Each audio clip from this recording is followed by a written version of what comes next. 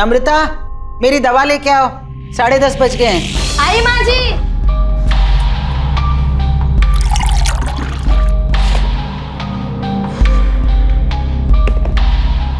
आज दवा देने में फिर देर कर दी। पता है डॉक्टर ने क्या कहा है कि ठीक 10:30 बजे दवा लेनी। जी माँ जी, ये लीजिए।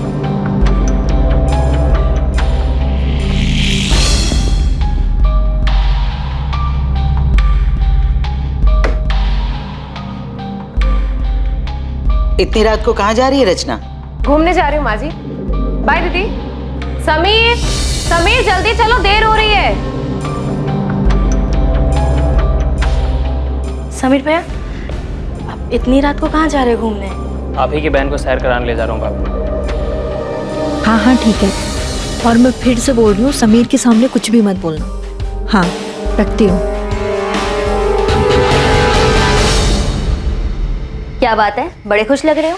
किससे बात कर रहे थे? अरे क्लाइंट से मीटिंग की बात चल रही थी काफी टाइम से, आखिरकार मान ही गया। क्या बात कर रहे हो, रचना मान गई? फिर से वही बात, तो मुझ पर शक क्यों करते हो कल्पना? तुम इतना झूठ क्यों बोलते कपिल? अच्छा तुमसे बातें नहीं करनी, बाहर में जा दूं। हाँ हाँ जाओ जाओ, रचना को इतना वेट करना ठीक नहीं है, जाओ। अब तुम ऐसे ही मेरी सारी बात मानते रहो, फिर देखना हम कहाँ से कहाँ पहुँच जाएंगे। तुमने घर पर किसी को बताया तो नहीं ना कि हम कहाँ जा रहे हैं? नहीं।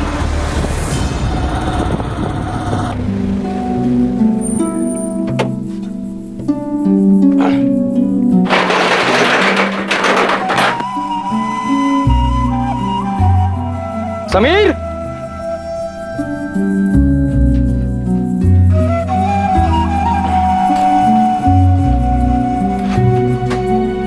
समीर नहीं है क्या?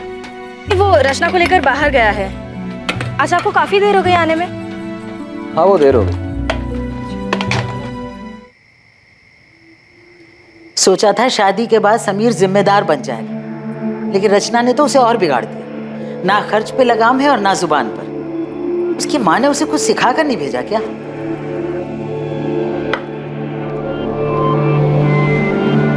माँ बस भी करो। और वैसे भी समीर तो पहले से ही ऐसा है, उसने कब जिम्मेदारी उठाई? हाँ लेकिन रचना को उसे समझाना चाहिए ना। अब तक दोनों घर नहीं लौटे। मैंने बेटा, उसका वो दोस्त है ना मनु, उसे फोन कर, उससे पूछ, कुछ पता तो लगे दोनों कहाँ गए हैं। अब इतनी रात को क्या फोन करूँ माँ? और ये कोई नई बात तो है नहीं, आ जाएंगे वो। दोनों के फोन बंद आ रहे हैं, तू पता कर, वरना मुझे नींद नहीं आएगी।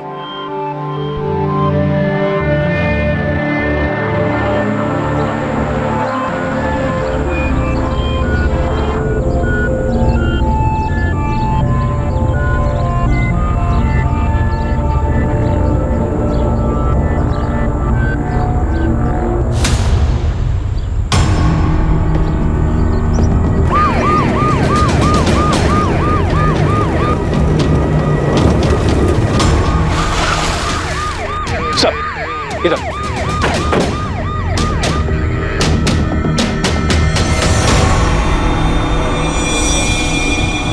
वॉलेट, ना कोई आईडी प्रूफ, फोन भी नहीं।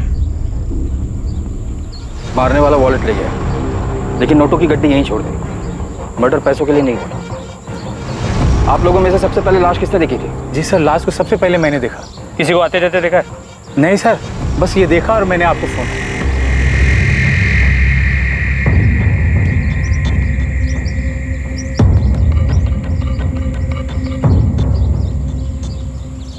कपड़े फटे हुए, शायद रेप हुआ है। सर आसपास कोई मोबाइल या पर्स नहीं मिला।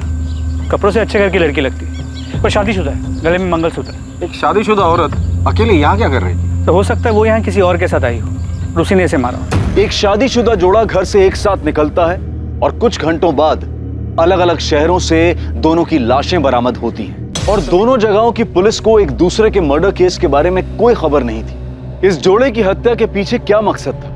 रफ्तार से आगे बढ़ रही इनकी जिंदगी पर मौत की लगाम आखिर किसने और क्यों लगाई थी?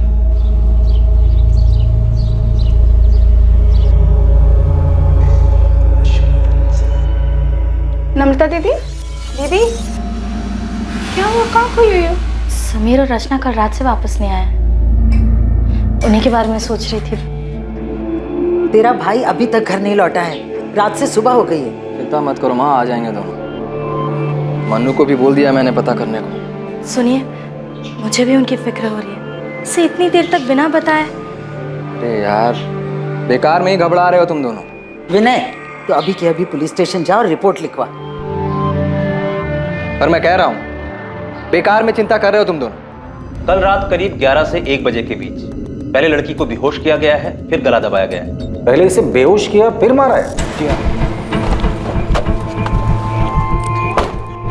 सर, लड़की की फोटो को आसपास के सभी थानों में भिजवाया है और कहीं भी कोई मिसिंग कंप्लेंट होगी तो जल्दी पता चल जाएगा।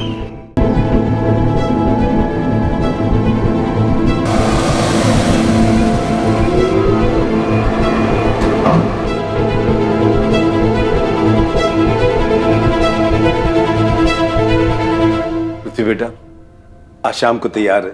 शर्मा जी अपनी पत्नी और बेटी अदिति के साथ हमारे घर आ रहे हैं। मुझे शादी नहीं करनी। को पता नहीं ये बात कब समझ आएगी।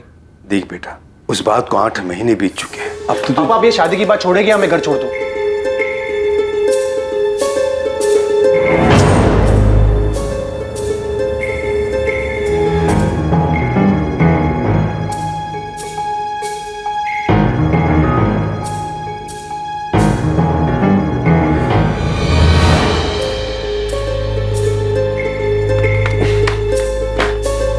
विनय भैया पुलिस स्टेशन गए हैं शिकायत लिखवाने। हाँ मनु बेटा, समीर और रचना कल रात से घर नहीं लौटे। उन दोनों के फोन भी बंद आ रहे। मनु, समीर ने तुम्हें कुछ बताया था क्या कि वो कहाँ जाने वाले हैं? नहीं भाभी, समीर ने तो इस बारे में मुझे बिल्कुल कुछ भी नहीं हुआ। आज के बाद दोबारा ऐसा घटिया मजाक किया ना तो जान से मार दूं।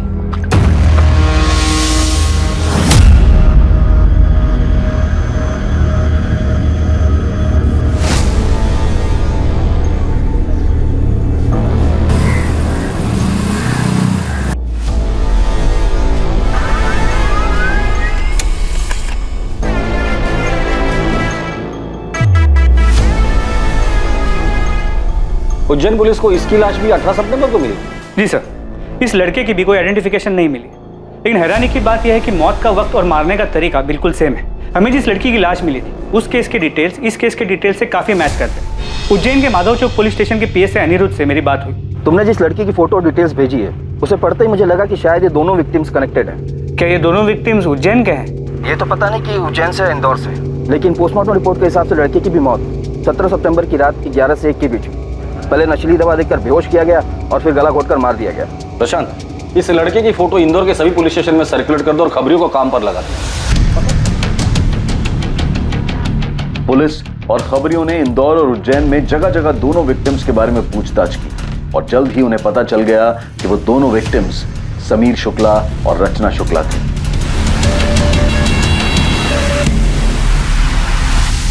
हाँ सर, समीर मेरा छोटा भाई और रचना उसकी पत्नी। सर, कुछ खबर मिली उनकी? वो लोग 2 दिन से घर नहीं आए हैं। ढूंढेंगे कैसे? आप लोगों ने उनकी मिसिंग कंप्लेंट भी नहीं लिखवाई। ये क्या कह रहे हैं आप? विनय ने खुद जाकर थाने में रिपोर्ट लिखवाई थी। माँ, मुझे लगा कि थोड़ा रुक जाता हूँ, शायद वो दोनों अपने आप ही वापस आ जाएं। तूने मुझसे झूठ क्यों बोला? सर, समीर और रचना अब कहाँ हैं? हमें उन दोनों की डेड बॉडीज मिली। क्या?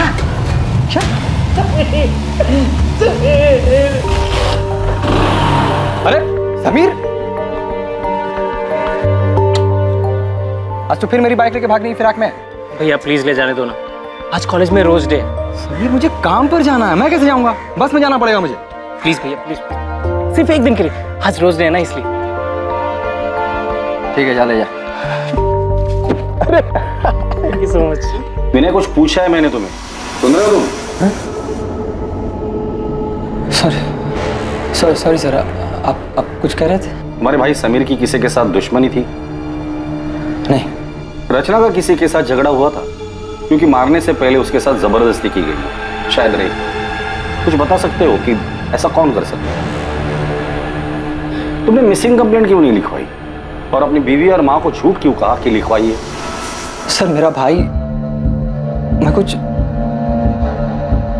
सर इस वक्त मुझे कुछ समझ में नहीं आ रहा है। ठीक है, फिलहाल के लिए जा सकते।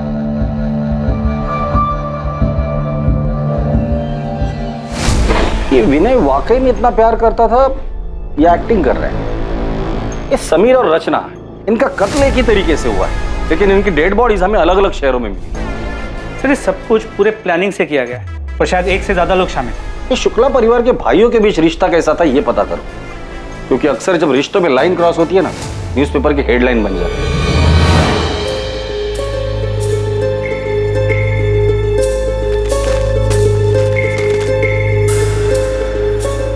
क्या हो पापा, ऐसे हड़बड़ा क्यों रहे हो? कुछ नहीं बेटा, कुछ नहीं। पापा सोशल मीडिया का जमाना है, बाहर आजकल से अखबार तक नहीं रहते। तूने रचना के बारे में पढ़ा? हाँ, बुरा हुआ। पृथ्वी बेटा तू ठीक तो है? हाँ पापा मैं ठीक हूँ। आप चाहते थे ना मैं अदिति से मिलूं, मैं तैयार हूँ। तुम्हें मेरी बात मान लेनी चाहिए थी रचना। ये सब नहीं होता। क्या हुआ?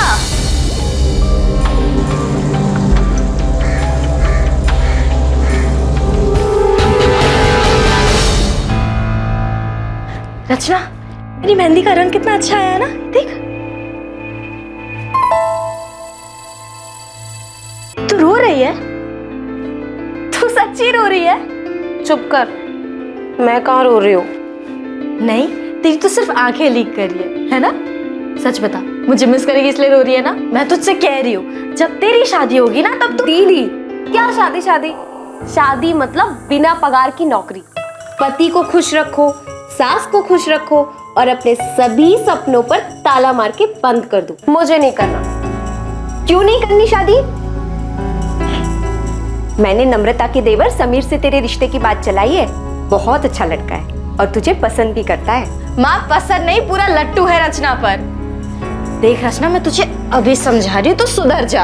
आसमान में नहीं, जमीन पर रहना है हमें।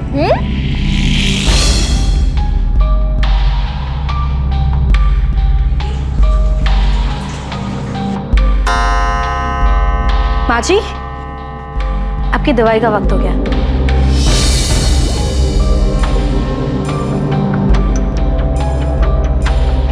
मुझे समझ नहीं आ रहा, विनय ने मुझसे झूठ क्यों बोला? उसने रिपोर्ट क्यों नहीं लिखवाई? मोनू, तुम समीर के बचपन के दोस्त हो, उसे अच्छे से जानते हो। हाल फिलहाल में उसका किसी के साथ लड़ाई झगड़ा या कहासुनी हुई थी? आज के बाद दोबारा ऐसा घटिया मजाक किया ना तो जान से मार दूंगा। नहीं सर, इस बारे में तो मैं कुछ नहीं जानता। लेकिन आपको एक बात बताना चाहता हूँ, समीर और विनय भैया के रिश्ते के बारे में। साहब, विनय भैया और समीर के बीच में पहले तो सब कुछ ठीक था, लेकिन 8 महीने पहले जब से समीर और रचना की शादी हुई तब से सब कुछ बदल गया। लेकिन रचना तो विनय की बीवी नम्रता की सगी बहन थी ना? जी सर, लेकिन नम्रता भाभी और रचना में बहुत फर्क था। जहाँ भाभी ने आज तक पूरे परिवार को संभाल के रखा, वहीं रचना ने उन्हें आते ही अलग कर दिया। माँ, मुझे समझ नहीं आ रहा है कि आज इतने सालों बाद अचानक मेरी दुकान और आपका टिफिन बिजनेस वाली बात क्यों उठ रही है? क्योंकि समीर को अपने हक का एहसास हो गया है जीजा जी। हक का एहसास तो तुमने करवा दिया रचना, तो अब लगे हाथ इसे जिम्मेदारी का एहसास भी करा दो। एहसास तो आपको होना चाहिए ना जीजा जी। समीर कोई छोटा बच्चा नहीं है जो आप उस पर अपना हुक्म चलाते रहे और वो चुपचाप सुनता रहे। रचना, ये कोई तरीका है अपने जीजा जी से बात करने का? तरीका तो इनका गलत है दीदी। छोटे भाई का हक छीन रहे हैं ये। मैं हक छीन रहा हूँ अपने छोटे भाई का? सही तो कह रही है भैया, क्या गलत कहा रचना ने? लेकिन समीर भैया, इन दोनों से कुछ बोलने का कोई फायदा नहीं। इसके बाद से उनके घर में काफी तनाव रहने लगा। आपने खाना नहीं खाया तो दूध तो पी लीजिए। माँ ने कुछ कहा क्या तुमसे? विनय ने मुझसे झूठ क्यों बोला?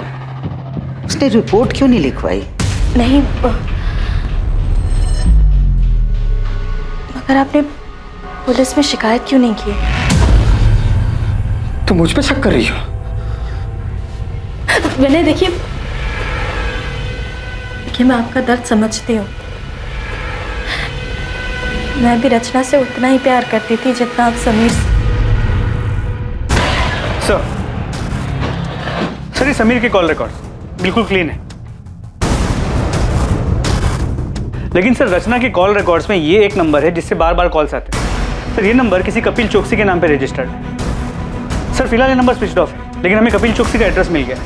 और ये नंबर जिस पर रचना की आखिरी बार बात हुई थी, ये किसका है? और मैं फिर से बोल रही हूँ, समीर के सामने कुछ भी मत बोलना। सर ये नंबर किसी हरीश अय्यर के नाम पे रजिस्टर्ड है। फिलहाल ये नंबर स्विच ऑफ है और इसका एड्रेस फेक है। इस कपिल चौकसी को उठाकर लेकर आ और हरीश अय्यर के बारे में पता करो।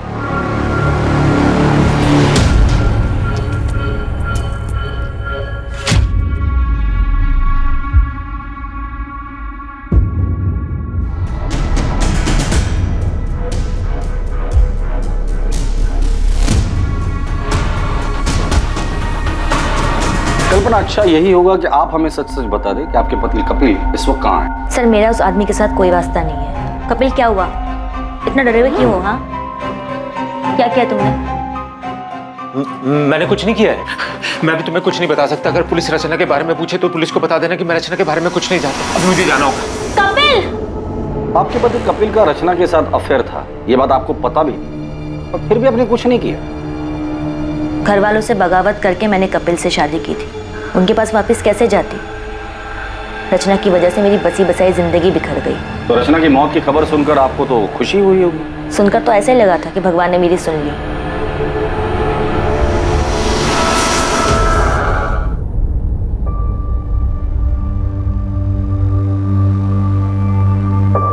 मैं तुमसे प्यार करने लगा हूँ, शादी करोगे मुझसे?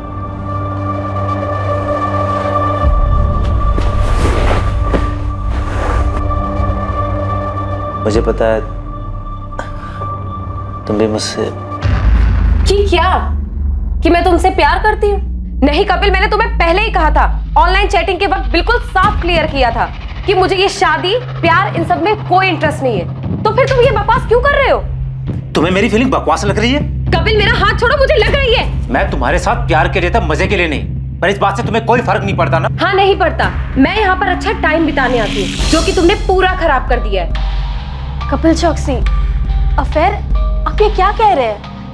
आप किसी हरीश अय्यर को जानती हैं? रचना के मर्डर से पहले आखिरी बार उसने इसी से बात की। मैं किसी हरीश अय्यर को नहीं जानती।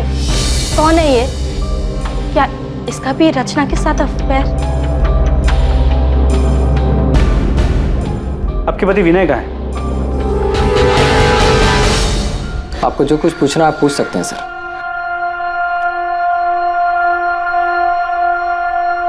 नम्रता, उस रात विनय काफी देर से घर लौटा था ना? 17 सितंबर की रात को मेरा टेम्पो बिगड़ गया था सर। गैराज का रसीद है मेरे पास, जहां से मैंने टेम्पो ठीक करवाया था। समीर और रचना 17 सितंबर को गायब हुए थे और 20 सितंबर तक तुमने उनकी मिसिंग कंप्लेंट नहीं लिखवाई थी। क्यों? क्योंकि समीर की शादी के बाद ऐसा 2-3 बार पहले भी हो चुका था। समीर और रचना अक्सर बिना बताए घूमने चले जाते थे। मैंने सोचा 1-2 दिन में लौट आएंगे। सर यही सच है। और दुकान के किराए के पीछे हुए झगड़े का सच, वो क्या था? सर रचना के उकसाने पर हमारे बीच झगड़ा हुआ था, लेकिन समीर हमेशा से जिद्दी रहा है। ये मनमानी करना उसके लिए कोई नई बात नहीं थी। समीर और रचना की शादी को सिर्फ 8 महीने हुए थे और इन महज 8 महीनों में ही समीर और उसके बड़े भाई विनय के बीच अलगाव पैदा हो गया था। ये बात भी सामने आई थी कि शायद रचना का किसी कपिल चौकसी के साथ अफेयर था, लेकिन अब जो खबर सामने आने वाली थी वो शुक्ला परिवार को पूरी तरह से झकझोर कर रख देने वाली थी। तुझे क्या लगा था? तू बताएगा नहीं तो हमें पता नहीं चलेगा? बोल, समीर के मर्डर से 1 दिन पहले तुम दोनों का किस बात को लेकर झगड़ा हुआ था? आज के बाद दोबारा ऐसा घटिया मजाक किया ना तो जान से मार दूं। तुझे भरोसा नहीं है ना मेरी बात पे? ये देख अपनी आंख से। ऐसा क्या था उस वीडियो में कि समीर के होश उड़ गए? बता दो। रचना का सच जो इत्तेफाक से मेरे सामने आ गया। सर वो कुछ 3-4 हफ्ते पहले मेरा दोस्त पंकज इंदौर से आया हुआ था। हम दोनों होटल के कॉरिडोर से बाहर आ ही रहे थे कि वहां मुझे रचना दिखी। वो किसी आदमी के साथ थी। मुझे देखकर ये बहुत झटका लगा। मेरे कुछ समझ में नहीं आया तो मैंने तुरंत अपना फोन निकाला और उनके कमरे में अंदर जाने की वीडियो बना ली ताकि समीर को दिखा सकूं।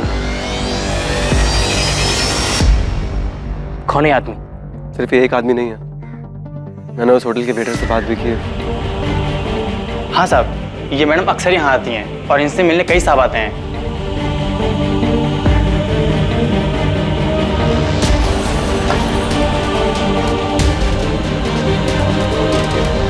मुझे काफ़ी दिन तक समीर को सच बताने की हिम्मत ही नहीं हुई, लेकिन फिर मैंने सोचा कि उसे सच बताना भी ज़रूरी है, तो मैंने उसे 16 सितंबर को सब सच बता दिया। अगले दिन पता चला कि रचना और समीर दोनों गायब हैं और फिर उनकी लाश मिली। ये आदमी कौन है? मैं नहीं जानता, लेकिन उस दिन अंतिम संस्कार वाले दिन ये घर पे आया हुआ था। मैं नहीं जानता ये कौन है। अंतिम विधि में ये आदमी आपके घर आया था? आया होगा, मुझे नहीं मालूम। तुम्हारी बीवी नम्रता इस सब के बारे में जानती है?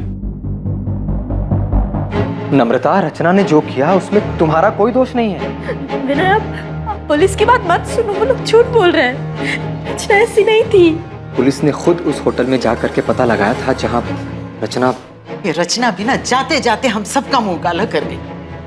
तेरी माँ ने यही सिखाया था क्या उसे? नम्रता, माँ, तो कुछ भी बोले जा रही हो तुम। सर, पूरे परिवार में इस आदमी को कोई नहीं जानता। ये आदमी अंतिम संस्कार के लिए आया था और इसे कोई नहीं जानता। अजीब बात है। रचना के कॉल रिकॉर्ड्स में कपिल चौकसी और हरीश अय्यर के अलावा और कोई सस्पिशियस नंबर नहीं मिला है। लेकिन रचना से मिलने उस होटल में कई लोग आते थे, तो हो सकता है कि उसके पास कोई दूसरा नंबर। रचना के इस दूसरे रूप के बारे में सच में कोई नहीं जानता। ऐसे कैसे?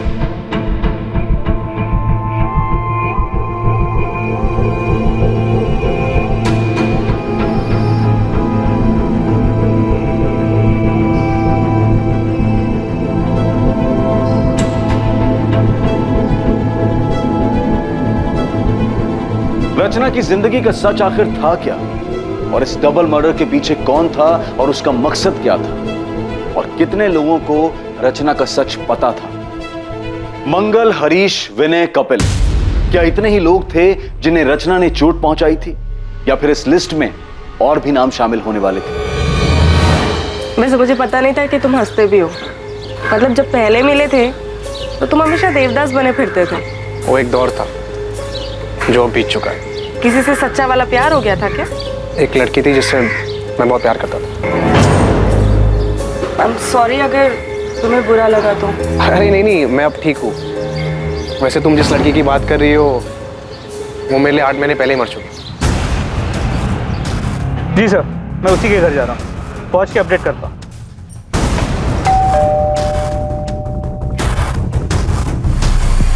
अंदर कमरे में है। बोल। सर, मैंने रचना को नहीं मारा। तो फरार क्यों हो गया था तू? मुझे लगा कि सारा शक मेरे ऊपर जाएगा। मैं उससे प्यार करता था सर, मैं उसको क्यों मारूंगा? अच्छा आशिक है रे तू। जब तुझे पता चला कि तेरे माशूका के और भी आशिक है तो तूने उसे और उसके पति दोनों को मार डाला। सर, मुझे इसके बारे में कुछ नहीं पता है सर। मैं तो उससे शादी करना चाहता था, वो भी राजी थी सर। शादी करोगे मुझसे? नहीं कपिल, मुझे ये शादी प्यार इन सब में कोई इंटरेस्ट नहीं है। ये कौन है? इसे जानते हैं? इसका नाम क्या है? हरीश अय्यर। कितनी देर कपिल? 10 मिनट से तुम्हारा वेट कर रही हूँ, जल्दी आओ। रचना, तुम यहाँ धूप में क्यों खड़ी हो? तुम्हें गर्मी लग रही होगी। मंगल, तुम यहाँ? तुम एक हफ्ते से मेरा फोन क्यों नहीं उठा रही? वो मैं कॉल करने ही वाली थी तुम्हें। मुझे लगा ही, इसीलिए मैं नया फोन लेने निकला था।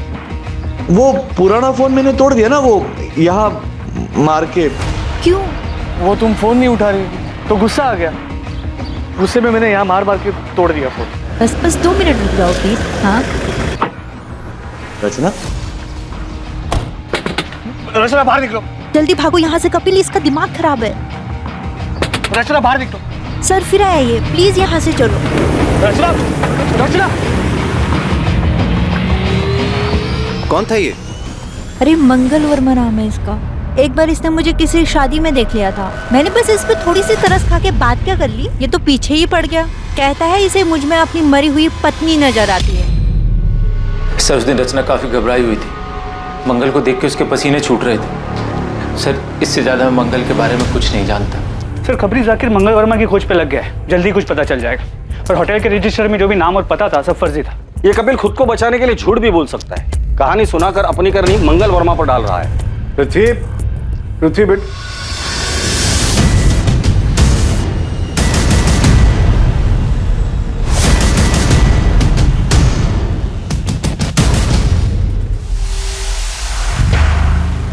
मुझे लगा तू रचना को भूल चुका। भूल चुका हूं मैं पापा।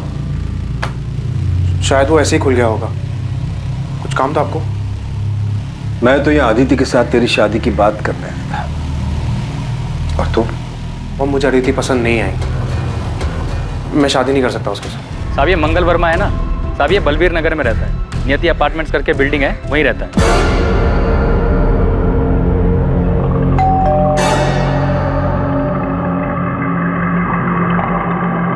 सर मंगल वर्मा को उसकी वाइफ ज्योति के मरने का गहरा सदमा लगा था, दिमागी हालत पे काफी अनस्टेबल हो गया था। इनफैक्ट काफी टाइम तक वो अस्पताल में था जहाँ पे उसका ट्रीटमेंट चल रहा था। अभी 1 साल पहले हॉस्पिटल से डिस्चार्ज हुआ है।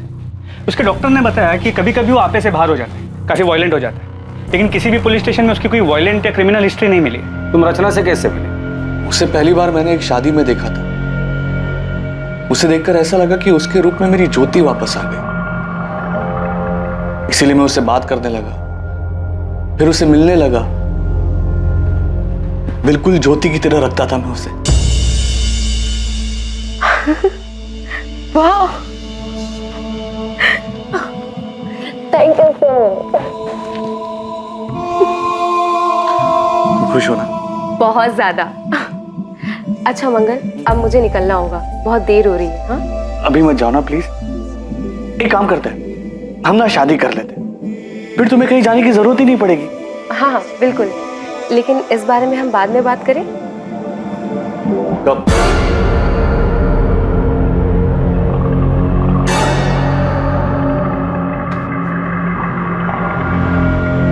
पिछले 1 महीने से तुम यही बात की। क्या क्या प्रॉब्लम क्या है? तुम्हारी जिंदगी में कोई और है? तुम मुझसे प्यार नहीं करती? छोड़ना चाहती हो मुझे? नहीं, तुम धोखा नहीं दे सकती। रचना तुम मेरी बीवी हो, सिर्फ मेरी बीवी हो रचना। मंगल मंगल मंगल क्या कर रहे हो? मंगल मंगल मंगल मेरी बात सुनो मंगल, इसे फेंक दो मंगल। शादी करोगी मुझसे वरना? मंगल, मेरे जीजा जी और मेरी बहन अभी घर से बाहर गए, वो जैसे ही आएंगे ना मैं उनसे बात करूंगी। अब अभी ये कांच मुझे दे दो, हाँ प्लीज।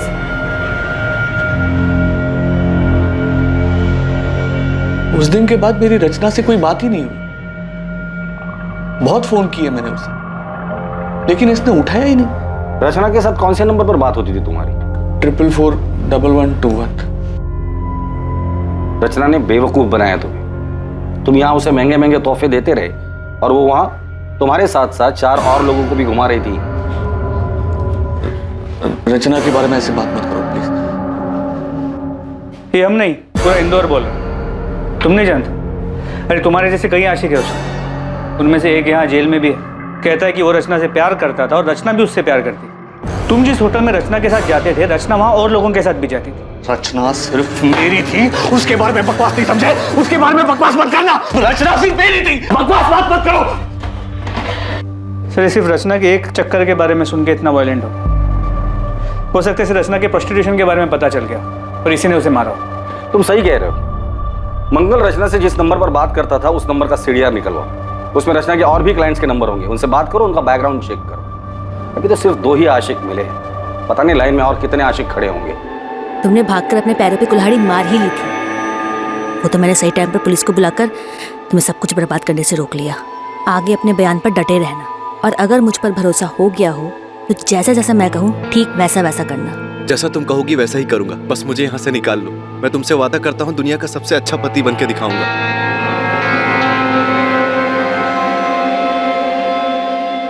तीर निशाने पे लगा, वो बहुत डरा हुआ है, कह रहा जैसा मैं कहूंगी वैसा ही करेगा। हाँ ओके, शायद रचना की मौत मेरी जिंदगी बना दे। साहब कोई बाइक पसंद आई? ऐसी फटीचर बाइक लेने से मैं कोई साइकिल ले लूंगा। कोई अच्छी है तो बता। अरे साहब एकदम नई और ताजा माल आया है साहब, आप इसको देखो एक बार। ये अच्छी है। पेपर्स कब तक बनाएगा? पेपर सब बन जाएंगे, बस आप पसंद करो, मैं नंबर बदल देता हूँ। चल मेरे साथ, तुझे जेल में नया कैदी नंबर देता। बोल साहब माफ कर दो साहब, कसम खाते हैं हमें उसका नाम नहीं मालूम साहब। हम चोरी गाड़ी जरूर खरीदते लेकिन उनका नाम पता नहीं पूछते हैं साहब। कल तो याद होगी ना तुझे? स्केच आर्टिस्ट को बुलाकर इससे स्केच बनवा लेना, और इसे अगर शक्ल याद नहीं होगी ना तो इसकी शक्ल बिगाड़ देना।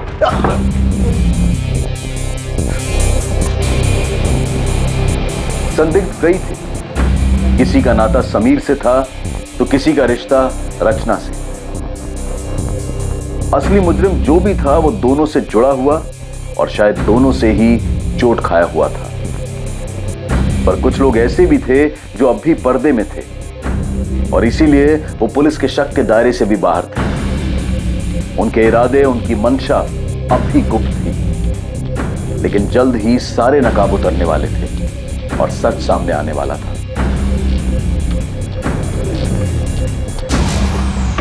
माँ, कहाँ जा रही हो? पुलिस स्टेशन, समीर के कातिल के बारे में पता कर। अरुणा जी, समीर और रचना के कातिल को हम ढूंढने की पूरी कोशिश कर रहे हैं। क्या आपको किसी पर शक है? नहीं, लेकिन जिसने भी ये किया है उसे कड़ी से कड़ी सजा मिलनी चाहिए। सर, मुश्ताक ने स्केच बनवाया। क्या आप इसे जानते हैं? इसने समीर की बाइक बेची। सर, इसे तो मैंने समीर भैया के साथ देखा था। संध्या। जी भैया। हम लोग आगे ही जा रहे हैं तेरे घर की तरफ से, तुझे छोड़ देंगे। जी। ये पृथ्वी भैया उज्जैन से। नमस्ते। पृथ्वी उज्जैन से? नम्रता और रचना भी उज्जैन से ही हैं। और कुछ याद है इस आदमी के बारे में? थैंक यू भैया। हाँ सर, कार का नंबर नोट कर लीजिए, MPXY0001। सर, नंबर प्लेट के नीचे पृथ्वी की जान जैसा कुछ लिखा था। ये लीजिए वकील साहब, मैंने आपसे कहा था ना कि जो मैं चाहती हूँ वो मैं कपिल से साइन करवा लूंगी। उसने बिना पढ़े बिना देखे इन पेपर्स पे साइन कर दिया। इसमें डिवोर्स पेपर्स के साथ साथ प्रॉपर्टी के पेपर्स भी हैं, जो अब उसने मेरे नाम पे ट्रांसफर कर दिया। बता दो। क्यों मारा दोनों को? बोल। रचना और मैं एक दूसरे से प्यार करते थे। हम 2 साल से एक साथ थे। फिर से लेट हो गए। फिल्म की शुरुआत में सो जाएगी यार। अरे वैसे भी मैं कौन सा फिल्म की स्टोरी में इंटरेस्टेड हूँ। चलें, पॉपकॉर्न भी लेना है। जा रही हो तुम? हाँ, और रुकी तो तुम्हारे पापा घर आ जाएंगे और फिर पूरे उज्जैन में बात फैल जाएगी। एक काम करें, शादी कर लेते हैं। मुझे नहीं करनी कोई शादी वादी। एक काम करो, तुम कर लो शादी। अरे ये क्या मजाक है रचना? अच्छा सुनो, अगर तुम अभी शादी के लिए तैयार नहीं हो तो मैं राह देखूंगा। मैं राह देखता रहा और रचना ने अचानक अपनी राह बदल ली। तुम किसी और के साथ शादी कर रही हो? हाँ, मैं तुम्हारे लिए इतने सालों से इंतजार कर रहा हूँ और तुम अपनी ही बहन के देवर के साथ शादी कर रही हो। तो तुम्हें इनविटेशन नहीं दिया इसलिए तुम गुस्सा हो? तुम्हारे लिए शादी वगैरह सब मजाक है ना? तो और क्या है, जन्मों जन्म का बंधन। रचना की शादी हो गई, वो जिंदगी में आगे बढ़ गई, लेकिन मैं उसके दिए हुए धोखे में उलझा रहा सर। और इसलिए रचना से बदला लेने के लिए तुम इंदौर आ गए और हरीश अय्यर के फेक आईडी पर एक नया सिम कार्ड खरीद लिया। हाँ सर, मैं उसके बर्बादी की पूरी तैयारी करके आया था।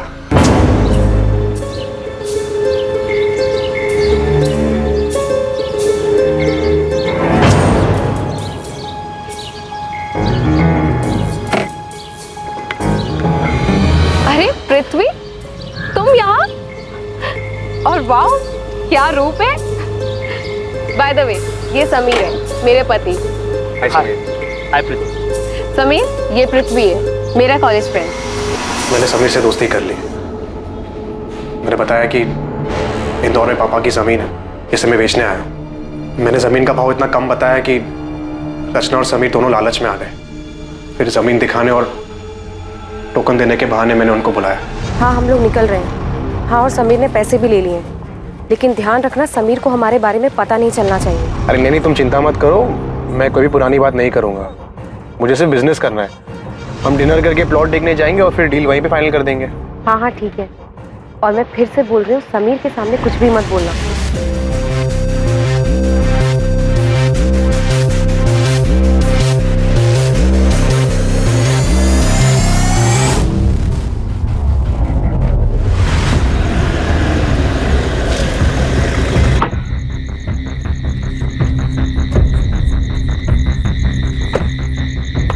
समीर, समीर चल।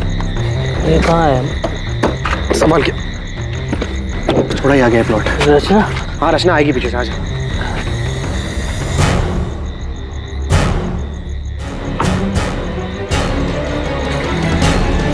समीर, समीर कहाँ है?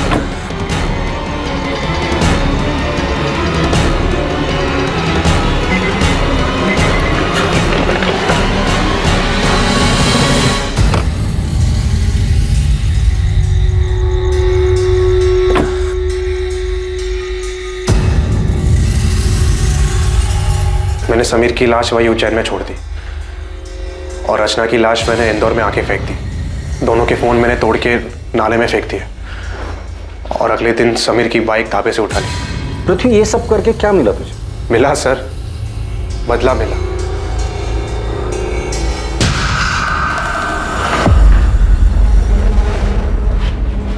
एक मिनट, तुम्हें कैसे पता चला कि समीर और रचना के पास इतना सारा पैसा है कि वो तुम्हारी जमीन खरीद सकते हैं? सच सच बता, ये सारी प्लानिंग तूने अकेले नहीं की थी? सर मुझे बताया गया था कि उनको दुकान का किराया मिलता है, वो कहाँ जाते हैं, कहाँ घूमते हैं, इन सब की डिटेल बताई गई थी। सच सच बता दे, कौन है इस केस का मास्टरमाइंड? सर, ये पृथ्वी सच कह रहा है या अपना किया किसी और के सर पे डाल रहा है? अगर ये पृथ्वी झूठ बोल रहा है तो हमारे पास कोई सबूत नहीं, लेकिन अगर ये पृथ्वी सच भी बोल रहा है तो हमें उसका कन्फेशन चाहिए होगा। लेकिन मुझे लग रहा है कि ये पृथ्वी हमारे साथ खेल खेल रहा है। सच जानने के लिए हम भी खेल खेलते, उठा दे उसको। पृथ्वी ने सब कबूल कर लिया, तेरी बारी है। अरे मैंने कुछ नहीं किया सर। सर मेरे पति ऐसा नहीं कर सकते। पृथ्वी ने खुद विनय का नाम लिया है। झूठ बोल रहा है पृथ्वी, मेरे पति ऐसा कर ही नहीं सकते। आपके सामने ही आपके पति से हम सच उगलवाते हैं। चलिए बोल, चल बोल। विनय, विनय आप ठीक है ना? उन्होंने आपको कुछ किया तो नहीं? अब तक तो कुछ नहीं किया है, लेकिन आगे का वादा नहीं कर सकते। बेहतर यही होगा कि तू सच बता दे। मैंने कुछ नहीं। तू ऐसे नहीं बोलेगा, लगता है सच उगलवाने की स्पेशल ट्रीटमेंट तुझे देनी ही पड़ेगी। सर मेरा मैंने मरवाया रचना और समीर, इन्हें कुछ नहीं पता, इन्होंने कुछ नहीं किया। ये तो क्या कह रही है नम्रता? सच बोल रही है वो। सारा सच हम पहले से ही जानते थे, बस वही सारा सच हम तुम्हारे मुंह से सुनना चाहते थे, इसीलिए तुम्हारे पति विनय को पकड़ने का नाटक हम लोगों ने किया था। सारी कहानी बताओ, सारा प्लान बताओ। सारा प्लान मेरा था। मैं नहीं चाहती थी कि रचना और समीर जिंदा बचे, पर इसके लिए मुझे किसी की मदद की जरूरत थी। तुम्हारा ध्यान कहाँ था? नहीं था। नम्रता, रचना कितनी देर लगा दी यार आने में? मम्मी से कितना झूठ बोलूं तेरे लिए? तो क्या सच बता दोगी? मुझे डांट खाने दोगी? और फिर मैं पृथ्वी मेरे प्यार से कैसे मिलूंगी? नहीं ऐसे नहीं है दीदी, अगर ऐसा नहीं है तो फिर हम कल का भी प्लान बना ले। आप संभाल लोगी ना? हाँ संभाल लूंगी, तू नाटक बंद कर। नम्रता थैंक यू सो मच। अगर तुम नहीं होती तो मैं ऐसे रोज मिल भी नहीं पाता। मैं पृथ्वी और रचना के रिश्ते के बारे में कॉलेज से जानती थी। मुझे पता था पृथ्वी उससे कितना प्यार करता था और अब भी करता है, इसलिए मैंने तय किया और पृथ्वी से मिलने चली गई। नम्रता, हाय। आओ ना अंदर। तुम्हें याद है पृथ्वी, कॉलेज में तुम मेरे तेल वाले बालों का कितना मजाक उड़ाते थे। चंपू चाची के नाम से सब जानते थे तुम्हें। चंपू चाची? और वो नाम मैंने रखा था। क्या दिन थे ना वो। याद है तुम रचना के कितने दीवाने थे। नम्रता, रचना की बात फिर कभी मत उठा। मैं अभी भी तकलीफ में हूँ और उसे बुला नहीं पाया हूँ। I am sorry, I understand. Rachna ने तुम्हें बहुत चोट पहुंचाई है और वो आज भी वही कर रही है। शादी उसने समीर के साथ की है, मगर सुहागरात सबके साथ मना रही है। पृथ्वी, क्या किया तुमने? कल क्या हाल?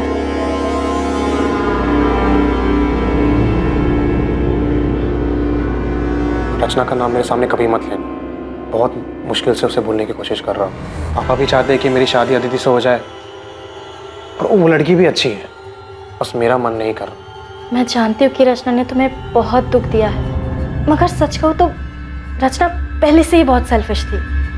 उसने कभी किसी के बारे में नहीं सोचा और उसने तुम्हारे साथ जो किया है उसके बाद तो शायद तुम हमेशा तकलीफ में रहोगे, कभी मूव ऑन नहीं कर पाओगे। लेकिन तुम ये सब मुझे क्यों कह रही हो? क्योंकि मैं खुद तकलीफ में हूँ। मैं बस चाहती हूँ कि रचना समझे कि वो इस तरह लोगों के साथ खिलवाड़ नहीं कर सकती। पृथ्वी, तुम रचना को मार डालो। क्या? देखो, उसने तुम्हारे साथ जो किया है और वो बाकी कई लोगों के साथ कर रही है, वो सही नहीं है। उससे रोकना होगा।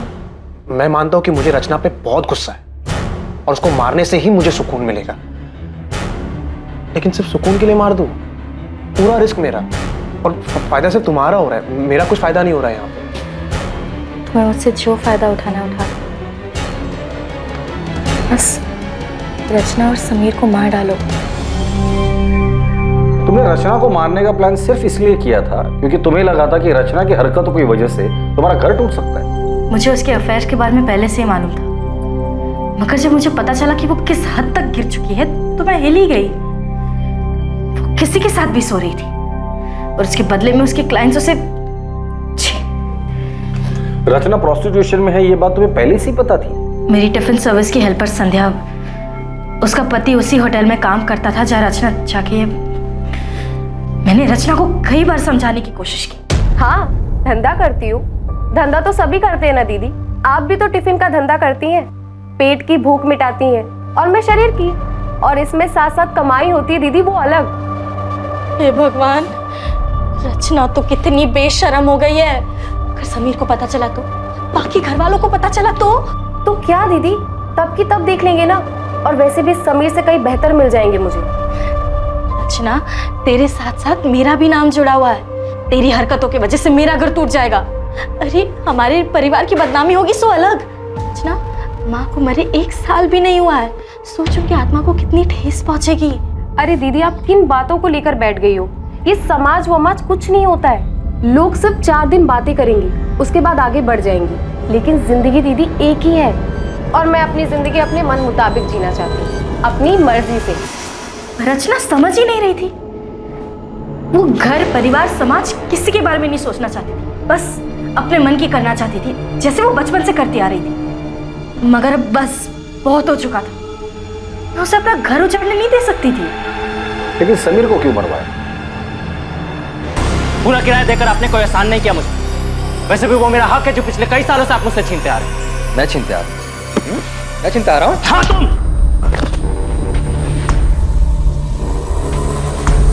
समीर भी रचना जैसा ही था।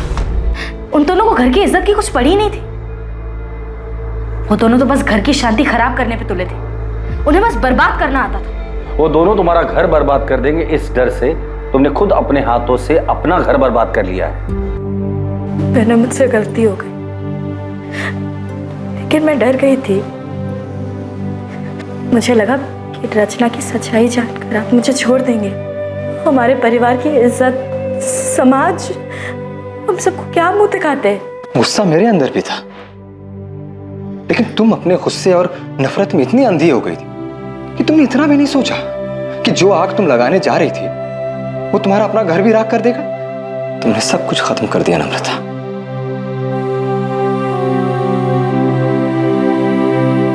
नम्रता शुक्ला और पृथ्वी त्यागी पर आईपीसी की धारा 302 के तहत हत्या के लिए और धारा 120 के तहत साजिश के चार्जेस लगाए गए। पृथ्वी पर बलात्कार के लिए धारा 376 भी लगाई गई है और दोनों इस वक्त न्यायिक हिरासत में हैं। रचना का शादी और समाज की मर्यादाओं की परवाह किए बिना बेलगाम जीना नम्रता को मंजूर नहीं था।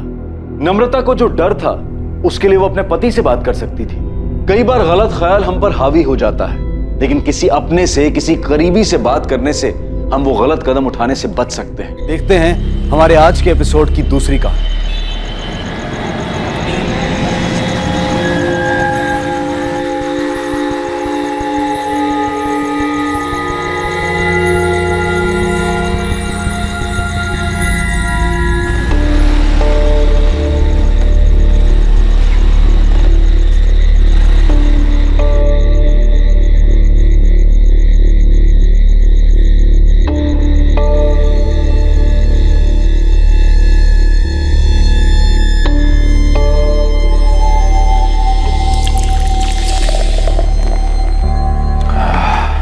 करण, तू फिर से शुरू हो गया यार।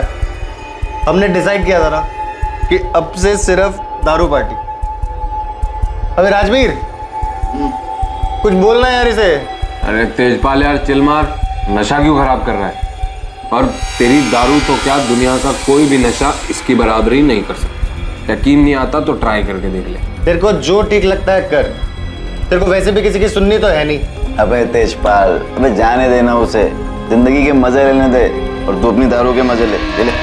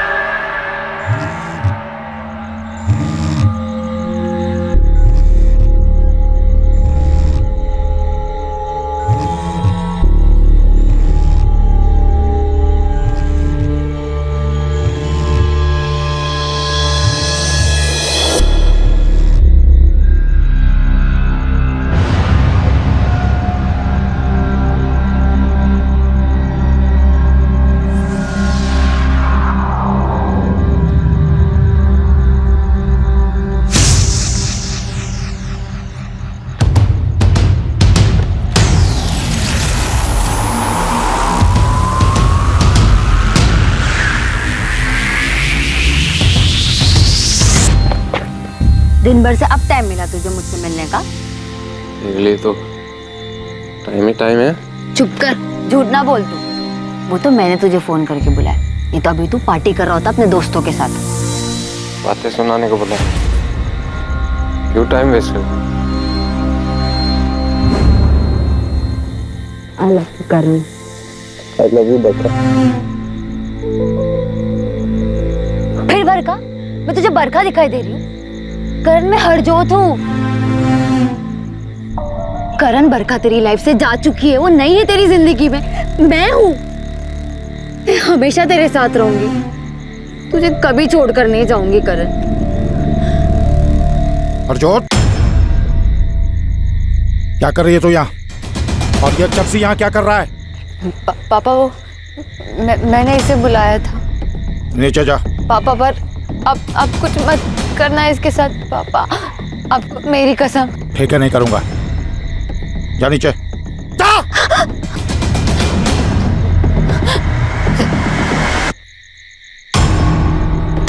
फिर आ गया तू हैं? चल यहाँ से, चल नीचे। पापा अंदर ले जा इसको, अंदर ले जा।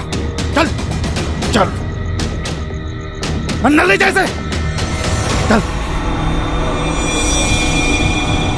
तो फिर आ गया? मैंने तुझे बोला था ना, यहाँ दिखना नहीं। फिर चल यहाँ से। करण, करण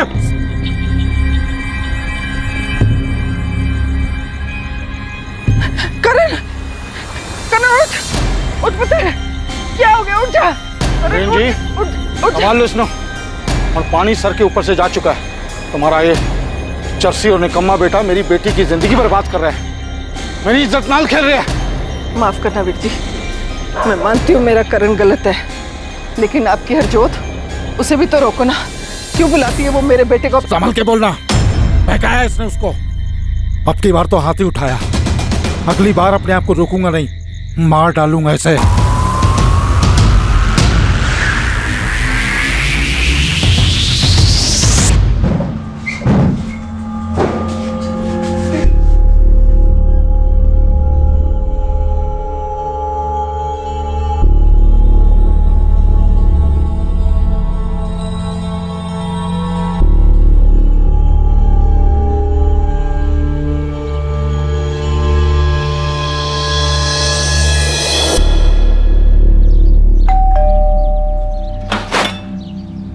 सत श्री अकाल मम्मी। सत श्री अकाल मम्मी जी। बेटा सत श्री अकाल, आओ आओ अंदर आओ। और कैसे हो मम्मी जी? मैं तो बिल्कुल ठीक हूँ पुत्र, तू ठीक है ना? तू कहाँ जा रही है? करण कमरे में नहीं है। क्या बात है, आज तो आपका शहजादा इतने सवेरे उठ गया? हाँ, कल रात को नशा नहीं करके आया क्या मम्मी? ऐसी बातें करती है ना, भाई है वो तेरा। मम्मी, मुंह बंद करने से सच्चाई नहीं मिटने वाली। गुरप्रीत, ठंड रख। सच्ची तो बोल रही हूँ ना मैं। अच्छा ठीक है, मैं बात करूंगी ना उससे। मम्मी, कोई फायदा नहीं उससे बात करके। अब सीधी उंगली से घी नहीं निकलने वाला है, अब उंगली टेढ़ी करनी ही पड़ेगी।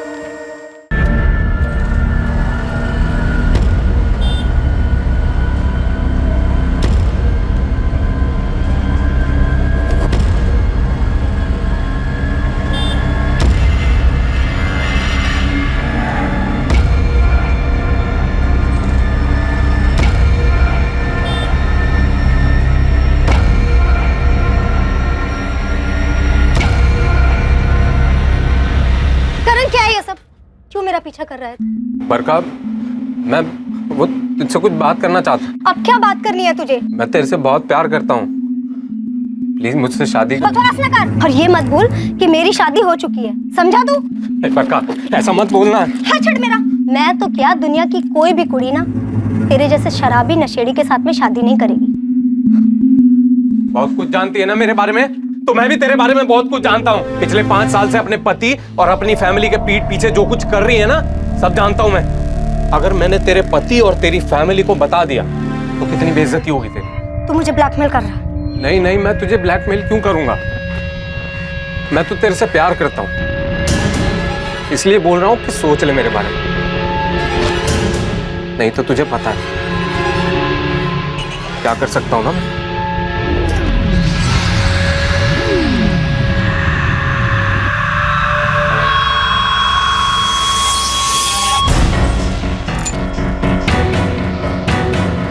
हेलो, इस करण का कुछ करना पड़ेगा। कह रहा है कि सब कुछ जानता है और सबको सब कुछ बता देगा।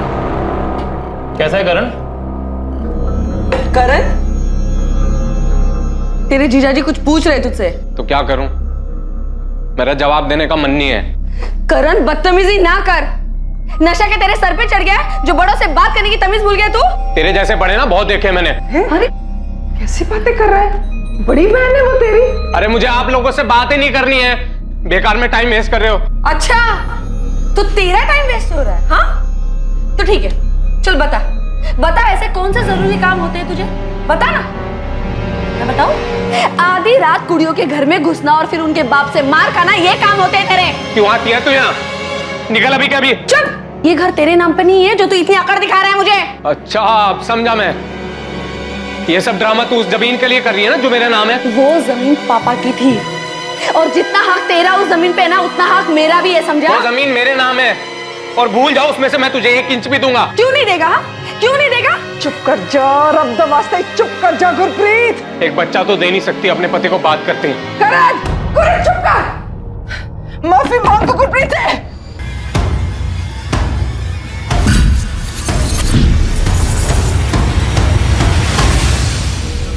नशे के आदी होकर दुनिया में लाखों लोग अपनी जान गंवा रहे हैं। क्या 25 साल का करण बाजवा भी उन्हीं में से एक होने वाला था?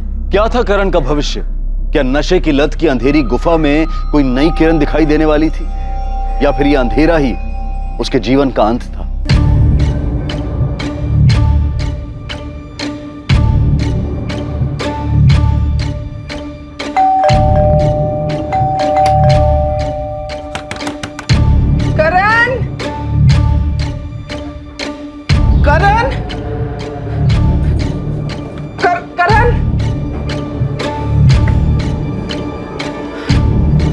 कपड़े तो हैं।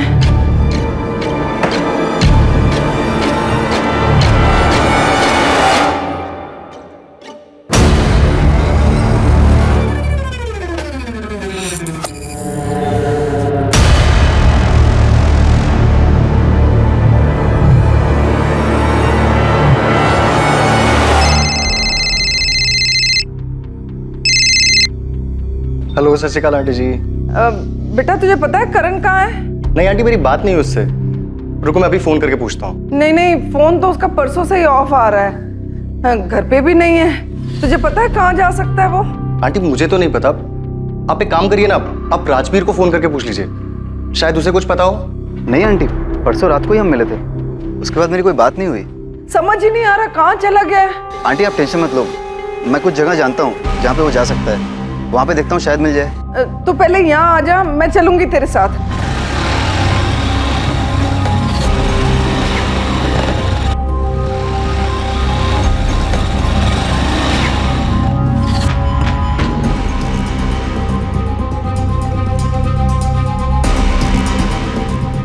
सागर, सागर, सागर, पिछले 2 दिन में तूने करण को कहीं देखा है? आज कल परसों कभी भी देखा है? नहीं, मुझे नहीं मालूम।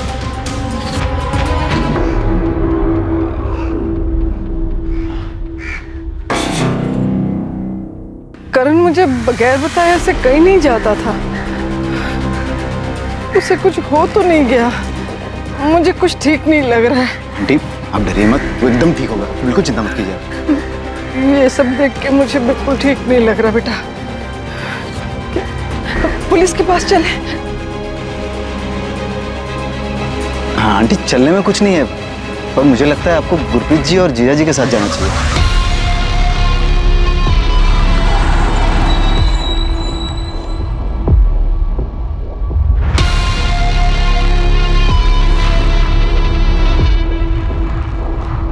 करण 2 दिन से गायब है सर। हमने हर जगह ढूंढा उसे, पर वो कहीं नहीं मिला। रब वास्ते मेरे बच्चे को ढूंढ दो जी। आखिरी बार कब देखा था उसे? 4 सितंबर को, जब मैं गुरप्रीत के ससुराल गई थी ना मोगे, तब। करण, मैं जरा 2 दिन के लिए मोगे जा रही हूँ गुरप्रीत के पास। उसकी तबीयत ठीक नहीं है, आ जाऊंगी। जरा अपना ध्यान रखना। हाँ भी कुछ कुछ पैसे चाहिए। कितने? 10,000। इतने पैसे क्यों चाहिए? कुछ काम है। क्या काम है? 2 दिन पहले वो रेंट के पैसे उठाए थे ना, कहाँ गए वो? नशे में? सारे पैसे नशे में उड़ा दिए तूने। अब तुझे पैसे चाहिए ना, तो इस घर से बाहर निकल, कमा और जिन्हें चाहिए खर्च कर ले। हाँ, जाओ अपनी बेटी के पास और बोल देना अपनी बेटी को भी 1 पैसा नहीं दूंगा, 1 इंच नहीं दूंगा अपनी जमीन का। देख लूंगा सबको। मौका पहुंचते ही मैंने उसे फोन किया, लेकिन उसने फोन नहीं उठाया। मुझे लगा गुस्सा है, इसीलिए फोन नहीं उठा रहा है, बाद में उठा लेगा। लेकिन उसके बाद से तो उसका फोन ही बंद आ रहा है जी, परसों रात से। जिन्हें नंबर ते तुसी कॉल किया है वो अजे बंद है। गुरप्रीत, हाँ पुत्र, पहले कम से कम घंटी तो जा रही थी, अब तो फोन ही बंद हो गया है। मम्मी, आप उसे बार बार फोन कर रहे हो, इसलिए तंग आके उसने फोन बंद कर दिया होगा।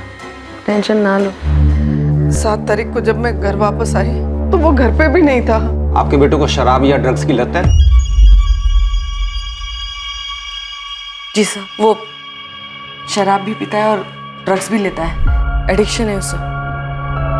बद्री, क्या हुआ, क्या मामला? सर, ये लोग मिसिंग कंप्लेन लिखवाने आए हैं। ये करण बाजवा 5 सितंबर की रात से गायब है। ये आपका बेटा है? हाँ जी, हाँ जी, परसों से गायब है जी। हम बहुत परेशान हैं। साहिब नगर में किसी को जानती हैं आप? साहिब नगर? क्या हुआ?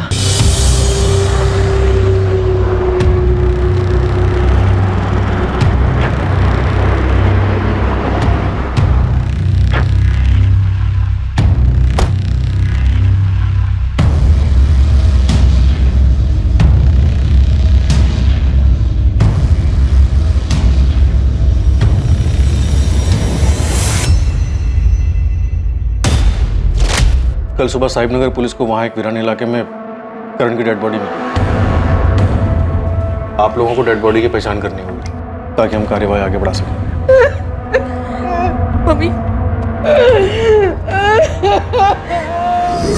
बॉडी की पहचान हो गई है सर। बॉडी हरलीन बाजवा के बेटे करण बाजवा की है। हरलीन की बेटी गुरप्रीत की तबीयत खराब थी, इसलिए हरलीन गुरप्रीत से मिलने 4 सितंबर को उसके घर मोगा गई थी। 5 सितंबर को करण का फोन स्विच ऑफ हुआ और वो लापता हो गया। और 6 सितंबर की सुबह को करण की लाश साहिब नगर के एक वीरान इलाके से मिली। करण यहाँ एसपी नगर में रहता था, ये साहिब नगर में क्यों गया हो?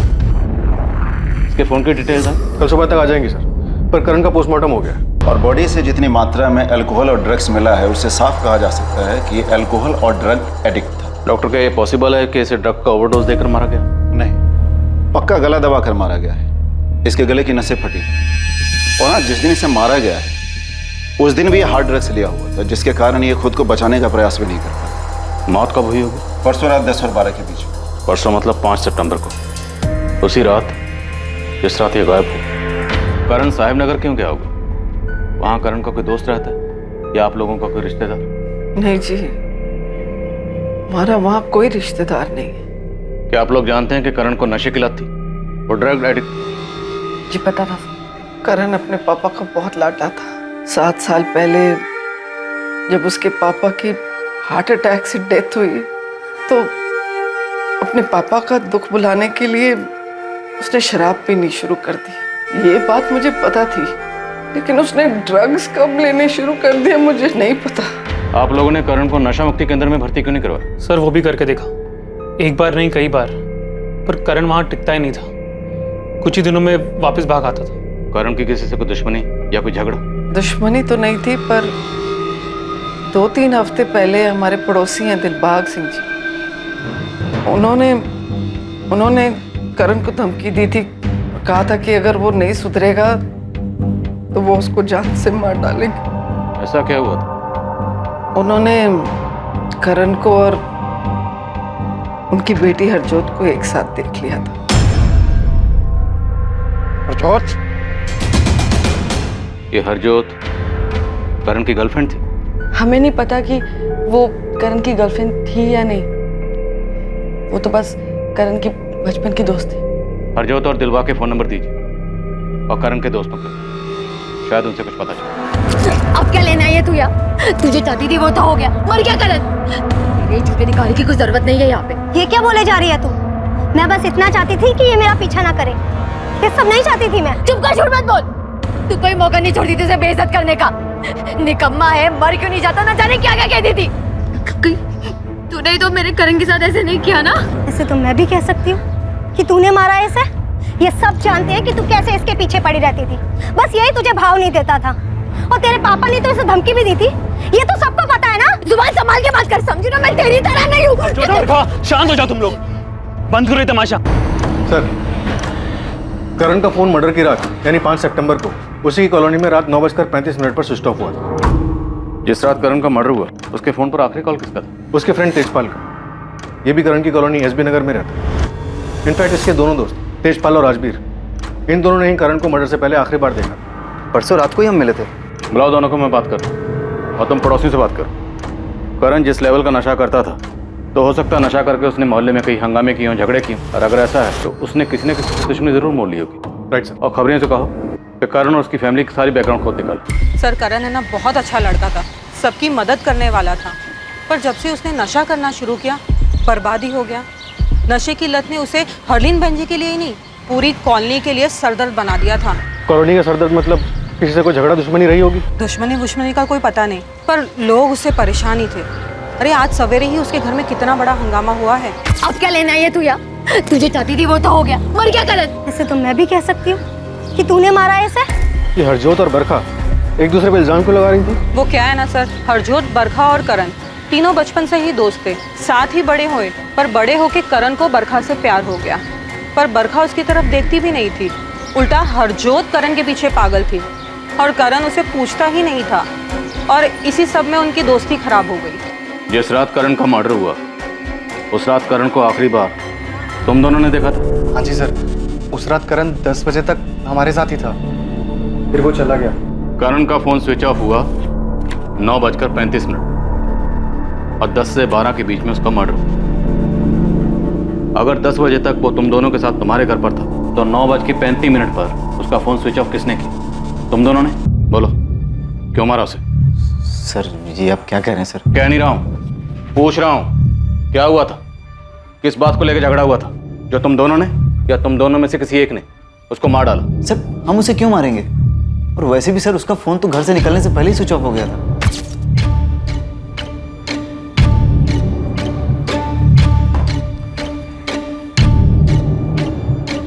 चलो मैं निकलता हूँ। इतनी जल्दी? हाँ यार, कुछ खाऊंगा फिर घर सोने चला जाऊंगा। अबे सुन, अबे तेरा फोन बंद है, चार्ज कर ले। चार्ज कर लूंगा घर जा। तो उसका फोन तुम लोगों ने स्विच ऑफ किया होगा। क्या सबूत है कि तुम लोग सच बोल रहे हो? सर आपको देने के लिए कोई सबूत तो नहीं है हमारे पास, पर उस रात यही हुआ था। सर हम कसम खा के कह रहे हैं सर हम झूठ नहीं कह रहे, वो हमारा बेस्ट फ्रेंड था। बेस्ट फ्रेंड हो तो फिर इतना भी जानते होगे कि बेस्ट फ्रेंड की लाइफ में कोई थी या नहीं थी? बोलो, थी कोई?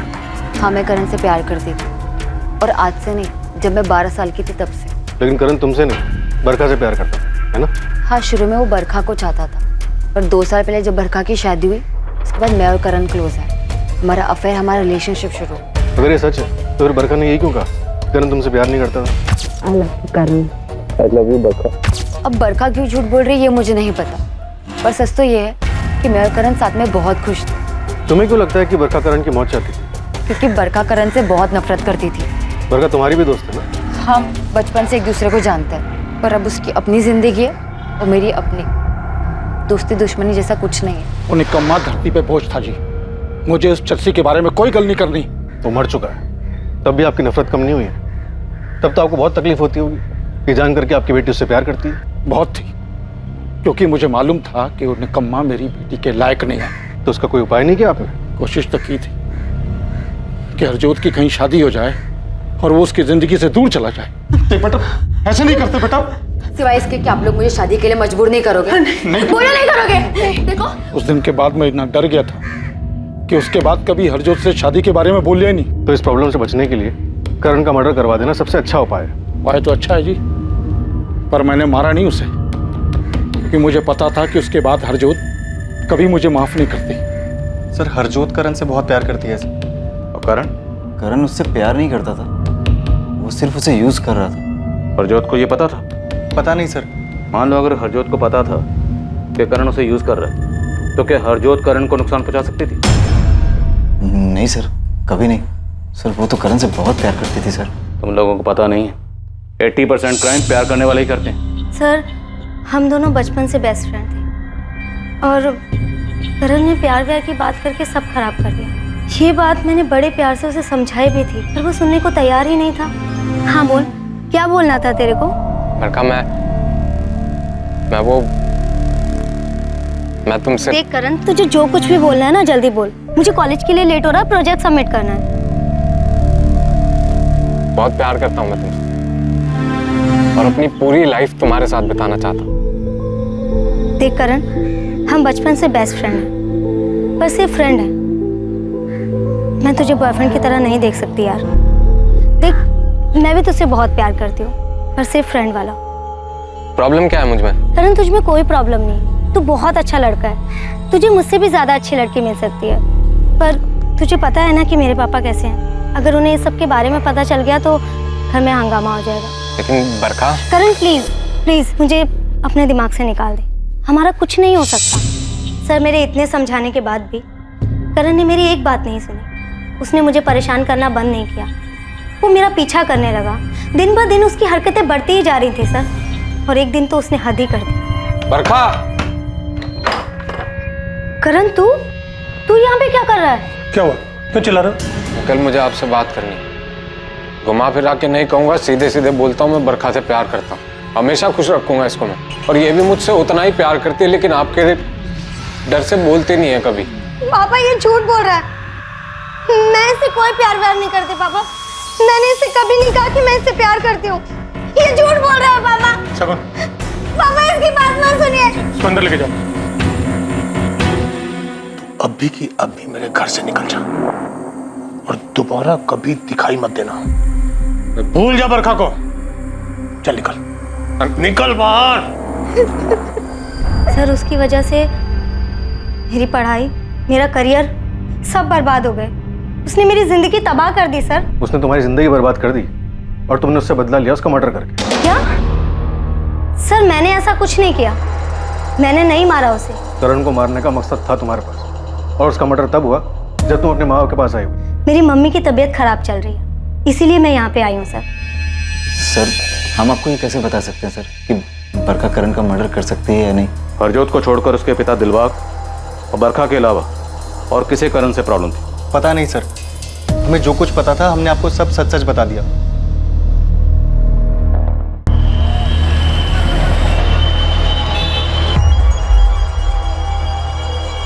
हेलो, हाँ बोलो। हाँ पुलिस आई थी यहाँ पे, पर उन्हें तुम्हारे बारे में कुछ पता नहीं है। हाँ मैंने सब संभाल लिया है।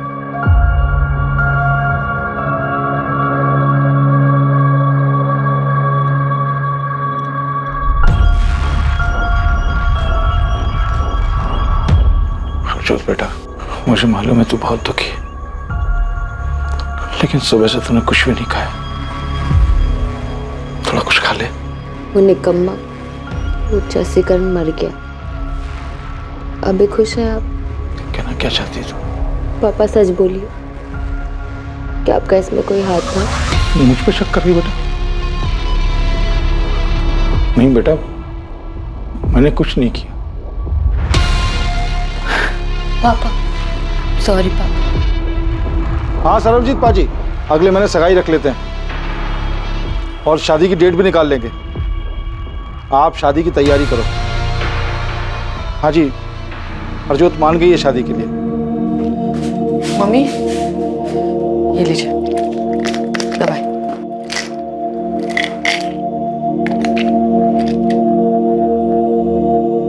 मम्मी आप हमारे साथ मोगा क्यों नहीं चलती?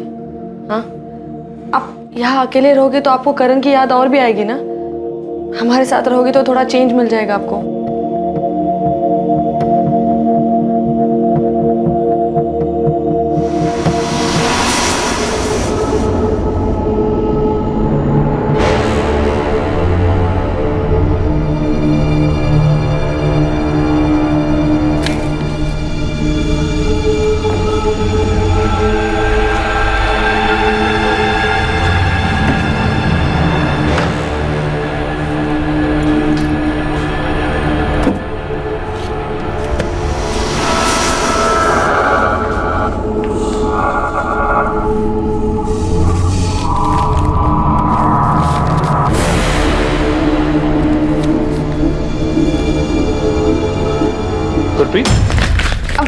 हाँ? तुम यहाँ करण के रूम में क्या कर रही हो? और इस एनवेलप में क्या है? कुछ नहीं, बस ऐसे ही। वो मैं मम्मी के मेडिकल रिपोर्ट्स लेने आई थी। मगर मम्मी जी की मेडिकल रिपोर्ट्स तो मम्मी जी के रूम में होंगे ना? हाँ, पता नहीं मुझे क्या हो गया, मेरे दिमाग ने ना जैसे काम करना ही बंद कर दिया। आप चलिए ना, मैं ये सब ठीक करके आती हूँ।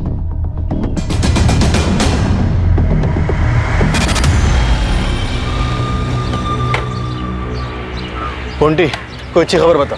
कुछ पता चला करण के बारे में? साहब करण के बारे में तो नहीं, बरखा के बारे में जरूर कुछ पता चला। क्या? सर करण से नफरत तो इसलिए नहीं करती थी कि उसका कॉलेज छूट गया था, उसकी पढ़ाई छूट गई थी, बल्कि वो एक लड़के से प्यार करती थी और साहब वो दोनों शादी करने वाले थे। लेकिन करण के ड्रामेबाजियों की वजह से उनके बाप ने उसकी शादी कहीं और कर दी। और असली खबर साहब ये है कि इन दोनों का अफेयर अभी भी चल रहा है। कौन है ये लड़का और कहाँ रहता है? निहाल अहलूवालिया, रणबीरपुर में रहता है। लेकिन बरखा के कॉल रिकॉर्ड में हमें किसी निहाल अहलूवालिया का नंबर नहीं मिला। तो क्या ये बरखा 2 नंबर यूज कर रही है? हाँ साहब, क्योंकि खबर पक्की है, उन दोनों का चक्कर अभी भी चल रहा है। और बरखा की शादी के बाद निहाल बौखला गया। हाँ सर, मैंने मारा था उस साले को। रामनाथ, खाना ही। सॉरी सर, पर सब खत्म कर दिया था उसने। कितना कुछ सोचा था मैंने। मैं नौकरी ढूंढ रहा था, सोचा कि एक अच्छी नौकरी मिलेगी तो बरखा के बाप से उसका हाथ मांग लूंगा। लेकिन उससे पहले ही करण ने तमाशा कर दिया और बरखा की शादी किसी और से हो गई। 5 सितंबर की रात को कहाँ था तू? सर मैं घर था अपने। साले, अगर तू घर पे था तो जिस वक्त जिस रात करण का मर्डर हुआ, तेरा फोन वहां पे क्या कर रहा था? सर मैं सच बोल रहा हूँ सर, मैंने करण को नहीं मारा। सिर्फ तूने नहीं, तूने और तेरी गर्लफ्रेंड बरखा दोनों ने मिलकर मारा है। तूने पहले से प्लानिंग कर रखी थी। जब बरखा अपने माँ बाप के घर जाएगी, तुम दोनों मिलकर करण का मर्डर करोगे, है ना? नहीं सर, ये सच नहीं है। तो उस रात तो बरखा के साथ नहीं था? सर मैंने करण को नहीं मारा सर, मैं इससे ज्यादा और कुछ नहीं बता सकता। ठीक, तो सोच ले ज्यादा कब बोलना। तब तक सड़िए, जाने मत देना। सर अगर निहाल ने करण को नहीं मारा तो फिर बता क्यों नहीं रहा है कि उस रात करण की कॉलोनी में करने क्या गया था? ये निहाल उस रात बरखा के साथ होगा, इसलिए नहीं बता रहा। हमें ये पता लगाना है कि क्या इन दोनों ने मिलकर करण का मर्डर किया। देखते हैं, कुछ वक्त अंदर रखते हैं, शायद सच बार आ जाए। सर अब तक जितने भी लोगों से पूछताछ की, किसी का भी कनेक्शन साहिब नगर से नहीं, जहाँ करण की लाश मिली थी, और किसी के फोन रिकॉर्ड में भी कुछ नहीं मिला। समीर, कहीं हम गलत डायरेक्शन में तहकीकात तो नहीं कर रहे? करण की माँ ने बताया कि उनकी 10 एकड़ जमीन, 10 एकड़ जमीन कम नहीं होती। सर आपका मतलब है कि जमीन को लेके कोई झगड़ा? चांसेस हैं सर, अगर प्रॉपर्टी के पेपर्स करण के नाम हो तो। पता लगा प्रॉपर्टी किसके नाम पर और इनकी माली हालत कैसी है। और करण की बहन गुरप्रीत और उसका जीजा अमन, दोनों के कॉल रिकॉर्ड्स निकलो। Right sir.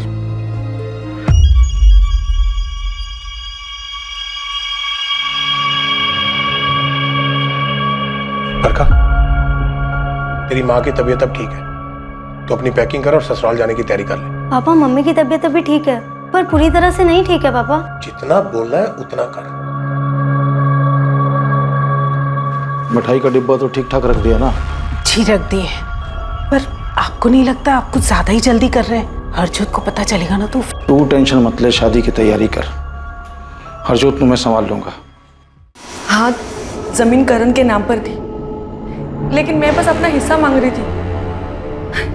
और इसका मतलब ये थोड़ी ना कि मैं अपने भाई का मर्डर कर दूंगी। तब भी नहीं, जबकि आपके हस्बैंड की माली हालत बहुत खराब है, पैसों की तंगी है और वो खुद का बिजनेस शुरू करना चाहते हैं। हाँ, मैंने बिजनेस का पूरा प्लान बना लिया था। अगर वो शुरू हो जाता, चल जाता, तो हमारी लाइफ बन जाती। लेकिन शुरू नहीं हो पाया, है ना? क्योंकि करण ने प्रॉपर्टी में हिस्सा देने से साफ मना कर दिया था। हाँ, क्योंकि उसे अपने अलावा और कुछ नहीं दिखता था। वो सारी प्रॉपर्टी, सारा पैसा नशे में उड़ा देना चाहता था। और इस बात का बहुत गुस्सा था? नहीं, गुस्सा नहीं था, पर बुरा तो लगा था। मैंने तो गुरप्रीत को ये भी बोल दिया था कि कोई जरूरत नहीं उसे हिस्सा मांगने की या पैसे मांगने की। गुरप्रीत अगर वो हिस्सा नहीं देना चाहता तो रहने दो ना, बेकार मैं उसके पीछे मत पड़ूं। क्यों रहने दूं मैं? हाँ, वो मेरे पापा की प्रॉपर्टी है, मेरा भी उसमें बराबर का हिस्सा है। मैं अपना हिस्सा क्यों छोड़ूं? और वैसे भी मैं पैसे उड़ाने के लिए थोड़ी ना मांग रही हूँ, मैं तो हमारे बिजनेस के लिए मांग रही हूँ ना। हाँ, मुझे पता है, पर मैं ठीक ठाक कर रहा हूँ ना, और सब सही चल रहा है। अमन, आप क्यों नहीं समझ रहे? वो ये सारे पैसे ड्रग्स में उड़ा देगा, सब कुछ बर्बाद कर देगा। नहीं, मैं ऐसा नहीं होने दूंगी, कभी नहीं। हाँ, मैं मानता हूँ कि गुरप्रीत को हिस्सा चाहिए था, और करण से गुस्सा थी कि करण घर के सारे पैसे नशे में बर्बाद कर रहा था। पर गुरप्रीत करण की बहन है, वो अपने छोटे भाई को कैसे मार सकती है? अमन, जब बात प्रॉपर्टी पे आ जाती है ना, तो अच्छे अच्छे साधु भी डाकू बन जाते हैं। होते होंगे सर, पर गुरप्रीत ऐसी बिल्कुल भी नहीं है। तुम्हारी और करण की बिल्कुल भी नहीं बनती थी ना? हाँ, वो मुझे पसंद नहीं करता था, क्योंकि मैंने और गुरप्रीत ने उसके पापा की मर्जी के खिलाफ शादी की थी। लेकिन मैंने करण को नहीं मारा, और ना ही गुरप्रीत ने मारा। नहीं सर, ना मेरी बेटी ना मेरा दामाद, दोनों ही ऐसा नहीं कर सकते। वजह ही नहीं है उनके पास ऐसा कुछ करने की। उनके पास वजह नहीं है तो किसके पास? क्या पता। करण के दोस्त तेजपाल ने बताया कि मर्डर वाली रात करण बाहर खाना खाने वाला था। क्या कोई ऐसी फिक्स जगह थी जहाँ अक्सर करण खाना खाने जाता था? हाँ जी, हमारी कॉलोनी के बाहर ना एक गुड्डू दा ढाबा है, करण अक्सर वहीं जाया करता था। तो मर्डर वाली रात भी करण वहीं गया होगा खाना खाने के लिए? ओ साहब जी, ये तो मुफ्तखोर है। वो खाना खाने हमेशा यहीं आता है, और 100 में से 80 बार तो इसके पास पैसे नहीं होते। उस रात भी यही हुआ था।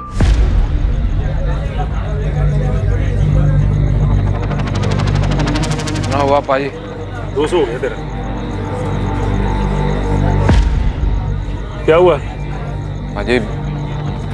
गड़बड़ हो गई। वो क्या आज फिर पर्स का पुल है? वो साले बखारी तो शर्म नहीं आती, और रोज ऐसा फ्री का खाना खाने हैं। और पैसे कौन देगा? तेरा बाप? पाजी बाप पे मत जाओ वरना। और क्या वरना? वो एक तो फ्री का खाना खाता है, ऊपर से चढ़ा होता है। कॉलर छोड़ो मेरा। ओए, और तुम बहुत मार खाएगा मेरे से। यार तू लड़ रहा है? यार पैसे नहीं देता यार। तो बिल की बात है ना, मैं देता हूँ इसका बिल। कितना हो बताओ? 200 हो गया। चलो, और ठीक है, चलो चल। कौन था वो आदमी जो करण को अपने साथ ले गया था? पता नहीं साहब जी, वो पहली बार आया था, मैंने पहली बार देखा उसे। शक्ल याद है? स्केच बनवा सकते हो? साहब जी, स्केच तो मुश्किल है, मैंने उसकी शक्ल अच्छे से नहीं देखी। पर एक काम कर सकता हूँ, अगर वो दोबारा आएगा तो मैं आपको फोन करके बता सकता हूँ। ये पुलिस वाले भी कुछ भी बोलते हैं। मैं अपने भाई को मारूंगी, वो भी प्रॉपर्टी के लिए। अगर ऐसा नहीं था तो उसके कमरे में पेपर चुराने क्यों गई? गुरप्रीत, तुमने पेपर चुराए?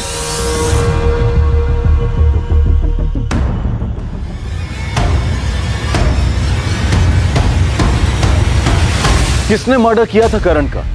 क्या बरखा और निहाल ने, जिनके प्यार के बीच करण आ गया था? या हरजोत ने, जो बचपन से ही करण से प्यार करती थी लेकिन करण सिर्फ उसका इस्तेमाल कर रहा था? या फिर कातिल कोई अपना ही करीबी था, शायद करण की अपनी बहन गुरप्रीत, जो जायदाद में हिस्सा चाहती थी? सभी संदिग्धों के पास कत्ल का मकसद था, पर पुलिस के पास किसी के खिलाफ कोई पुख्ता सबूत नहीं थे। पुलिस ने इस केस में अंधेरे में एक तीर चलाया था। क्या वो तीर निशाने पर लगने वाला था, या फिर इस केस की दिशा बदलने वाली थी? सर, निहाल ने ऐसा क्या किया है जो आपने उसे लॉकअप में बंद किया हुआ? जिस वक्त जिस रात करण का मर्डर हुआ, निहाल तुम्हारी कॉलोनी में था, और वो बताने से मना कर रहा। तो वहाँ क्या कर रहा था? उस रात, उस वक्त वो मेरे साथ था। सबूत क्या है इस बात? सर एक मिनट। सर, ये हमारी पर्सनल पिक्चर्स हैं। इन्हें मैं आपको दिखाना तो नहीं चाहती थी, पर मैं निहाल को अंदर सड़ने भी नहीं दे सकती। आप देख लीजिए।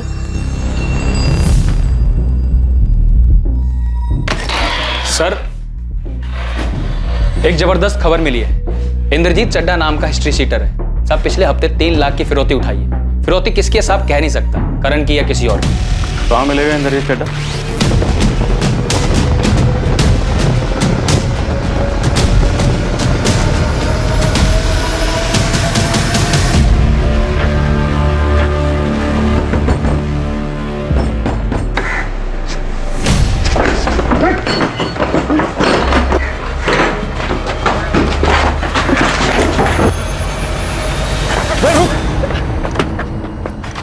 क्या हुआ सर जी?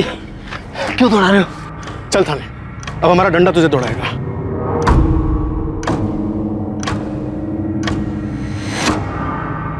करण उस दिन इसी के साथ गया था? ओ हाँ जी, तो यही था।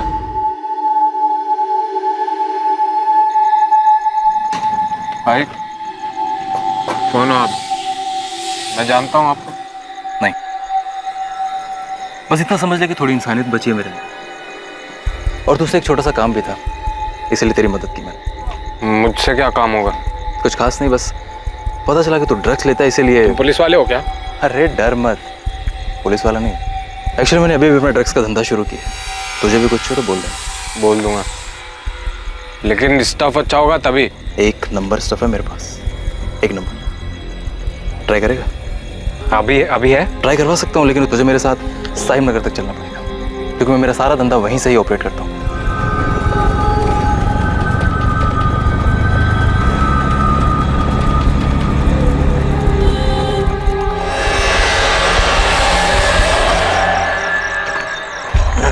यार आजकल पुलिस ने बहुत टाइट करके रखा है, तो कुछ दिन के लिए थोड़ा छुप के माल बेच रहा हूँ। आगे से कुछ भी चाहिए तो यहीं आना। हाँ ठीक है, लेकिन अभी तो माल दो। हमें पता चल गया कि करण का मर्डर तो नहीं किया। बोल, सुपारी किसने दी? बोल बोल। बताता हूँ साहब, सब बताता हूँ। क्यों मारा करण? वो तुझे पसंद नहीं करता था इसलिए, या गुरप्रीत को हिस्सा नहीं दे रहा था इसलिए? तेरे इस प्लान में गुरप्रीत भी शामिल थी? नहीं, गुरप्रीत ने कुछ नहीं किया, उसे तो मालूम भी नहीं था। उसे नहीं मालूम तो किसे मालूम? ये सब मैंने अकेले नहीं किया।